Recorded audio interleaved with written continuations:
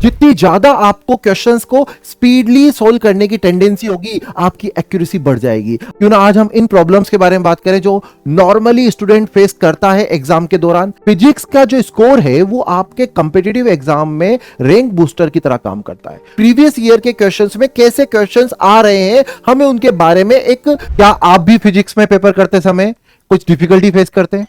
Sir class के समय तो पेपर हो जाता है, क्वेश्चंस हो जाते हैं, पर जब उसको पेपर में हम यूज करना चाहते हैं तो वहां पर जाके हम कहीं स्टक हो जाते हैं। तो घर पे वही पेपर जाके करते हैं तो पेपर बहुत ही अच्छा हो जाता है। जो क्वेश्चन क्लास पेपर में नहीं हो पा रहे थे वो रूम पे जाके बहुत अच्छे से हो जाते हैं और स्पीड भी अच्छी बनी रहती है। पर जैसे ही हम एग्जाम हॉल में जाते हैं हम कहीं ना कहीं स्टक हो जाते हैं, कहीं ना कहीं हमारे सामने दिक्कतें आने लग जाती है। तो क्यों ना आज हम फिजिक्स के पेपर के ऊपर ही बात करें, क्यों ना आज हम इन प्रॉब्लम्स के बारे में बात करें जो नॉर्मली स्टूडेंट फेस करता है एग्जाम के दौरान, जो नीट के पेपर में आपको परेशान कर रही है और आपको दिक्कत दे रही है हाई स्कोर अचीव करने में फिजिक्स में। तो चलो आज स्टार्ट करते हैं इसके ऊपर। तो हम बात करते हैं फिजिक्स में क्वेश्चन सोल्व करने के लिए स्पीड को कैसे मेंटेन किया जाए, क्या जरूरत है इसकी। पहली बात कि सर हम पेपर जब करते हैं ना तो सबसे पहले बायो अटेम्प्ट करते हैं, फिर केमिस्ट्री अटेम्प्ट करते हैं और लास्ट में हम पहुंचते हैं फिजिक्स पर। और जब हम फिजिक्स तक पहुंचते हैं तो हमारे पास जो टाइमिंग है वो रिलेटिवली कम हो जाती है। क्यों होती है उसके बारे में बात कर रहे हैं। तो हम स्पीड की बात कर रहे हैं फिजिक्स में। फिजिक्स का जो स्कोर है वो आपके कंपिटिटिव एग्जाम में रैंक बूस्टर की तरह काम करता है।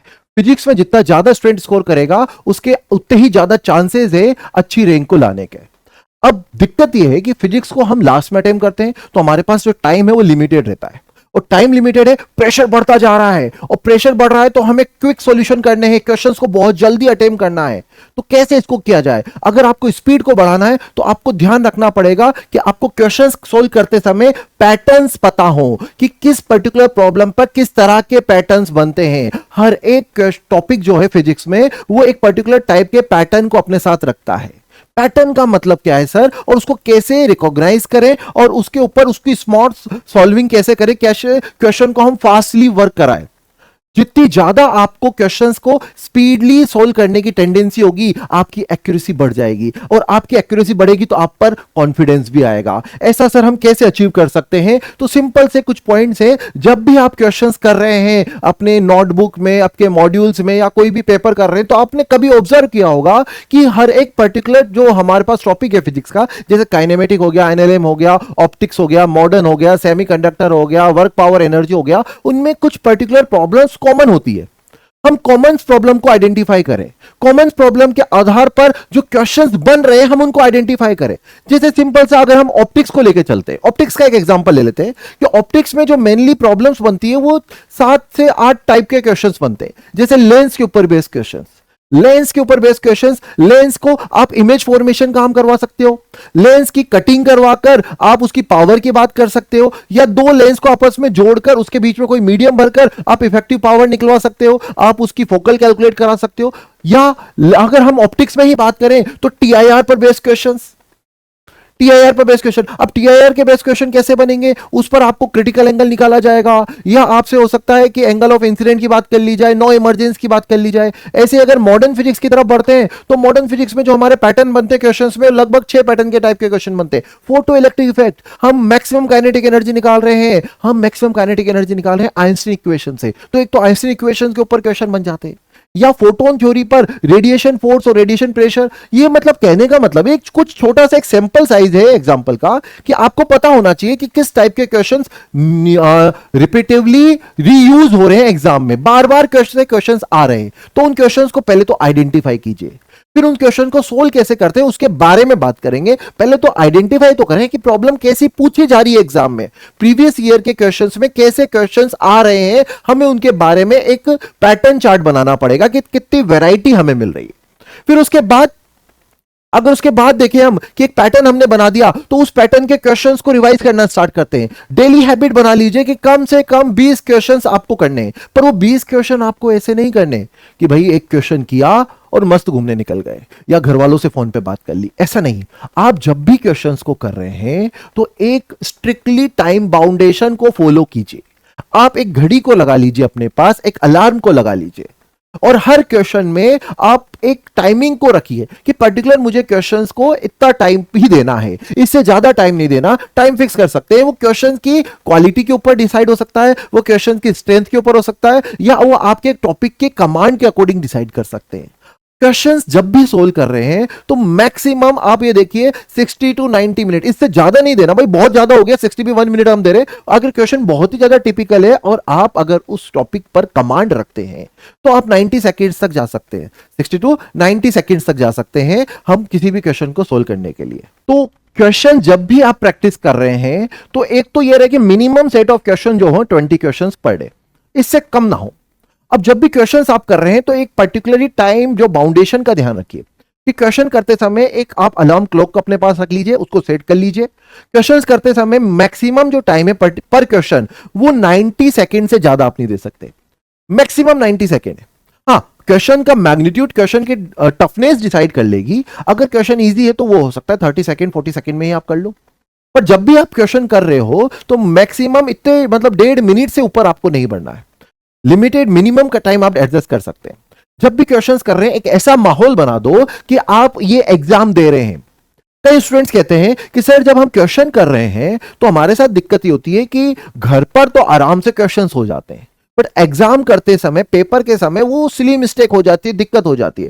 कारण क्या है कि जब आप क्वेश्चंस एग्जाम में कर रहे हैं तो आपके ऊपर माइंड पर प्रेशर है, आपका माइंड स्टेबल नहीं है, तो उस टाइम क्या होता है कि प्रेशर में आकर हम जल्दी जल्दी क्विक डिसीजन लेते हैं, जिससे छोटी मोटी मिस्टेक हो जाती है या जो की कंसेप्ट है वो हमें रिकॉल नहीं होता। तो घर पर भी जब आप प्रैक्टिस कर रहे हो क्वेश्चंस की तो उन्हीं कंडीशंस को अपने ऊपर अप्लाई कीजिए। आप एक टाइमर को रख दीजिए, आप टाइमर को देखें, टाइम चल रहा है, आप क्वेश्चन प्रैक्टिस करें। अगर कोई क्वेश्चन 90 सेकंड से ज्यादा टाइम ले रहा है तो आप उसको स्किप करके आगे बढ़िए, उससे ज्यादा टाइम नहीं देना है। आपको वही टाइम यूज करना है जो आप एग्जाम में कर रहे हैं, आपको वही पैटर्न फॉलो करना है जो आप नीट के एग्जाम में अपने लिए करने वाले हैं, ठीक है। तो आप जब भी क्वेश्चंस कर रहे हैं तो पहले एग्जाम लाइक एटमॉस्फेयर घर पर क्रिएट कीजिए। आप एग्जाम में पैनिक होते हैं ना, अगर घर पे भी प्रैक्टिस करते समय आप वही एटमॉस्फेयर क्रिएट करेंगे तो ये पैनिकनेस जो है वो कम होगी, कॉन्फिडेंस बढ़ेगा। आप रैंडम प्रैक्टिस ना कीजिए कि किसी भी टॉपिक को उठा लिया, नहीं, एक पर्टिकुलर कंसिस्टेंसी लेवल को मेंटेन कीजिए। आप एक पर्टिकुलर टॉपिक को लेके चलिए, पर्टिकुलर प्रॉब्लम को लेके चलिए, उसको पहले रिजॉल्व कीजिए, उसको पूरा टाइम दीजिए, तब जाके आप आगे बढ़े। तो हम ये कहना चाह रहे हैं कि हम कम से कम 20 क्वेश्चंस करें, एक पर्टिकुलर क्वेश्चन पर ज्यादा टाइमिंग देने की कोशिश ना करें। अगर वो क्वेश्चन हमें दिक्कत दे रहा है तो आगे बढ़े, क्योंकि हो सकता है अगले जो फेज में हम उसके पर पहुंचेंगे तो वापस उसको कर सकते हैं। पैनिक नहीं होना है।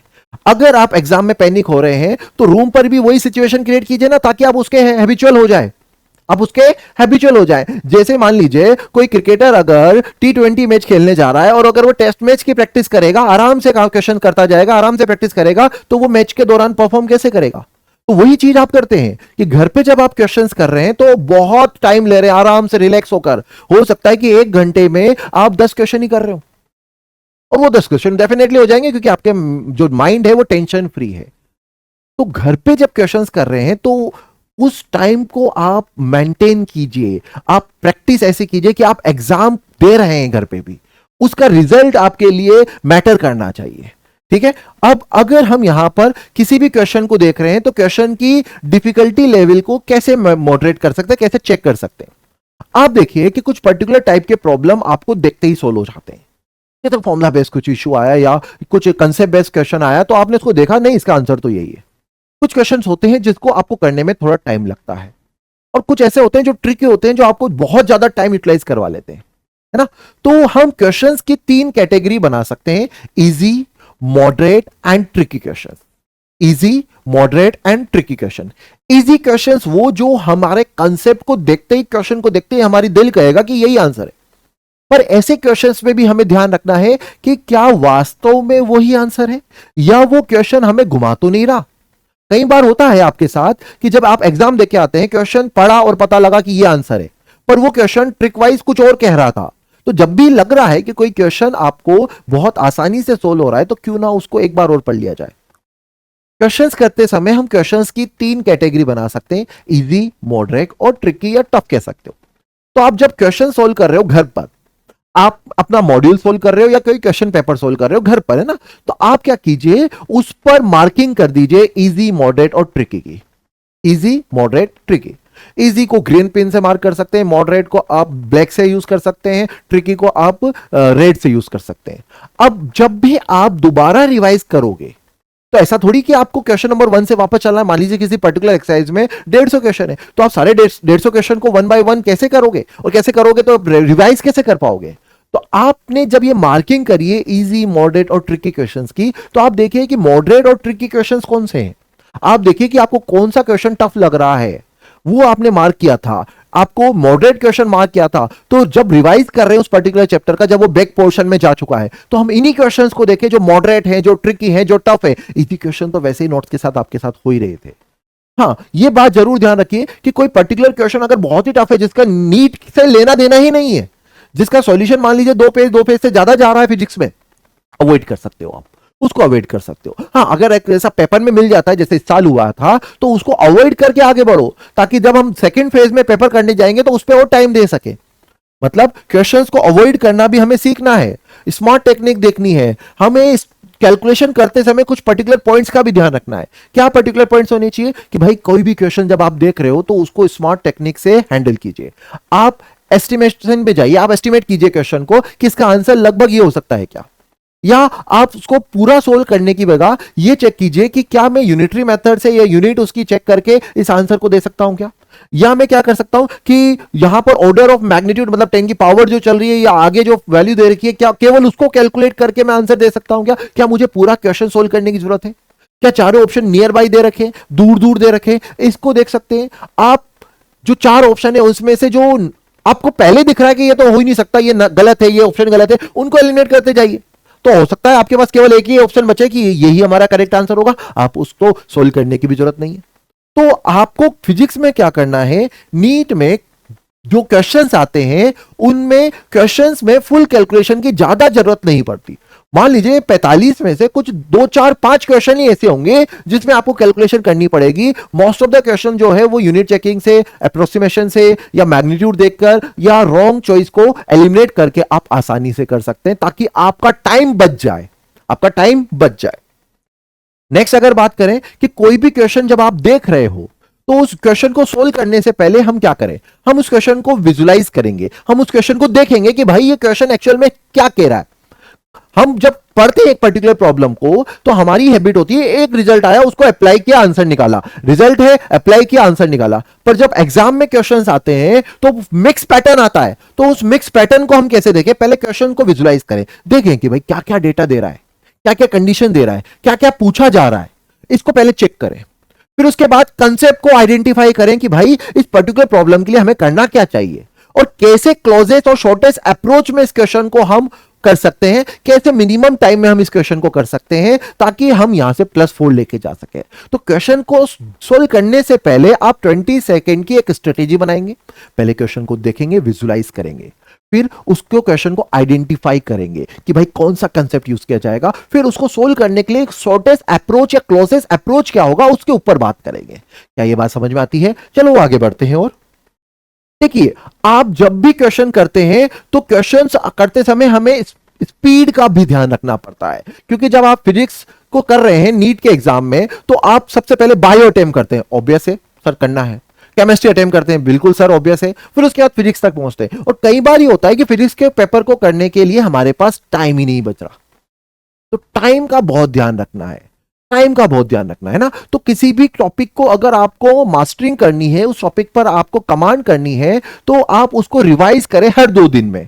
2 दिन में आप उसके पर्टिकुलर पॉइंट्स को देखें, उसकी जो हमारे पास रिजल्ट्स है, फॉर्मूलाज है, उनको देखें, उनके की कंसेप्ट को देखें, उसके स्टैंडर्ड रिजल्ट्स और उसके एप्लीकेशंस को देखें, जो ग्राफ बना रखा है उस ग्राफ को देखें। जैसे फोटो इलेक्ट्रिक इफेक्ट में अगर हम फोटोन इलेक्ट्रिक इफेक्ट में अगर हम लेनार्ड एक्सपेरिमेंट की बात करते हैं तो लेनार्ड एक्सपेरिमेंट में जो 5 रिजल्ट्स हैं, 5 रूल्स हैं, उन रूल्स को देखें, थंब रूल्स को। जैसे उसको विजुलाइज करोगे आपको पूरा कंसेप्ट अपने आप दिमाग में आ जाएगा। जैसे सेमीकंडक्टर में अगर हम ब्रेकडाउन में आ रहे हैं तो कब किसका ब्रेकडाउन हो रहा है, ब्रेकडाउन के ग्राफ को देखा जाए, एलईडी के ग्राफ को देखा जाए, पीएन जंक्शन के ग्राफ को देखा जाए, तो ग्राफ को विजुलाइज कीजिए, कंडीशंस अपने आप वहां पर अप्लाई कीजिए, है ना। क्वेश्चंस करते समय लिमिटिंग केस का और बाउंड्री का ध्यान रखो कि भाई क्वेश्चन करते समय इसका ध्यान रखना है, इन चीजों का ध्यान रखना है कि ये कंसेप्ट जो है हमें जल्दी से जल्दी यहां पर अप्लाई करना है, ज्यादा टाइम यूटिलाइज नहीं करना।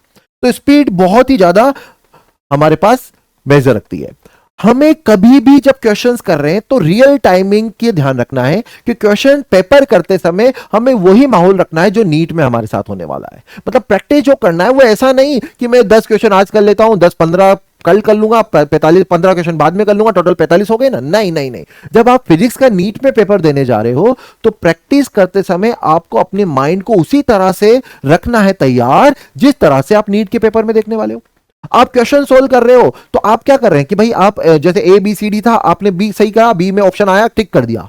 नहीं, आप एक अलग से पेपर भी रखिए। अगर ओएमआर शीट है तो बहुत अच्छी बात है, अदरवाइज आप एक अलग से पेपर रखिए जिसमें 1 से लेके 45 तक नंबर कीजिए और उसमें आप बबल्स बना दीजिए ताकि आपको रियल टाइम पता लगे कि अगर यही पेपर नीट का होता तो मेरा कितना टाइमिंग जा रहा है, मेरा कितना टाइमिंग जा रहा है।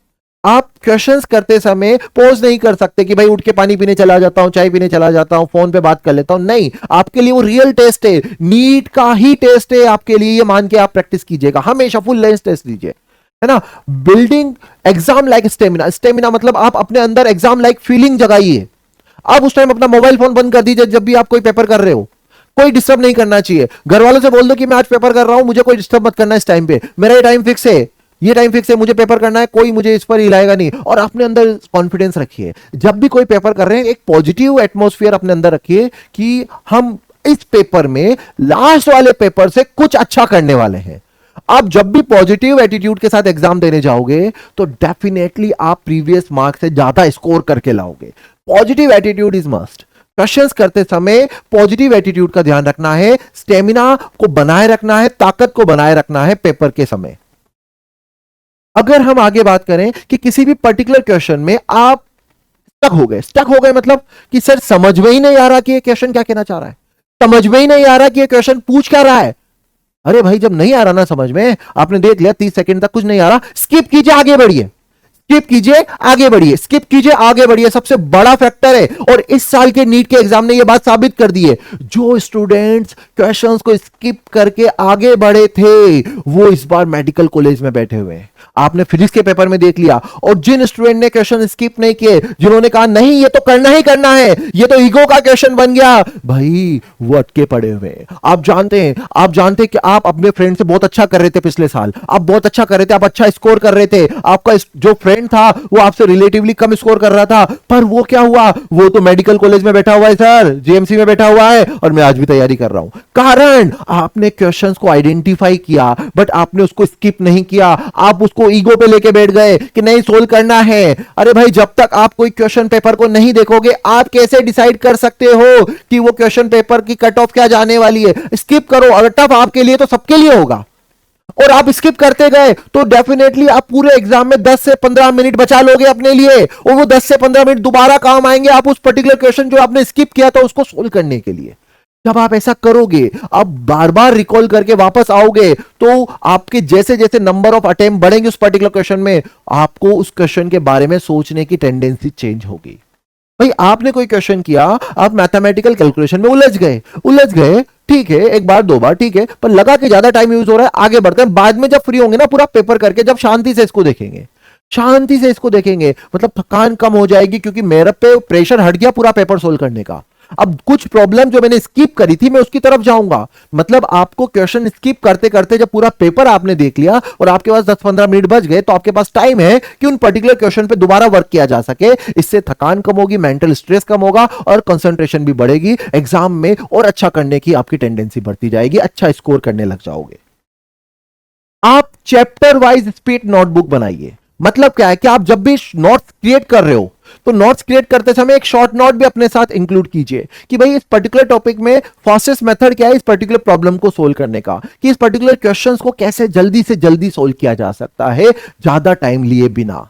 या हमने कहा था पैटर्न देख लीजिए भाई, रिपीटिव पैटर्न्स क्या है, पुराने सालों में पैटर्न्स क्या आ रहे हैं, उन पैटर्न्स को देखें। उन पैटर्न्स में एक पर्टिकुलर टाइप की प्रॉब्लम रिपीट होती है, तो उन पर्टिकुलर पैटर्न्स के ऊपर मास्टरी कर लीजिए, उनके ऊपर मास्टरी कर लीजिए, वो आपको बहुत हेल्प करेगी आगे बढ़ने के लिए। कॉमन मिस्टेक को अवॉइड कीजिए। भाई, जो पिछले पेपर में आप मिस्टेक करके आए थे अगले पेपर में वो नहीं होनी चाहिए। अगर वो वापस रिपीट हो रही है तो इसका मतलब हमने सीखा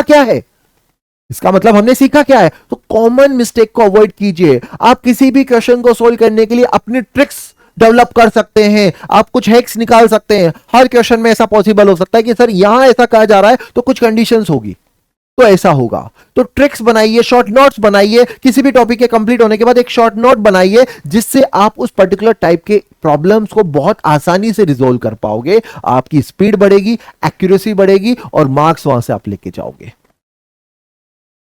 तो कंसिस्टेंट प्रैक्टिस इज मस्ट।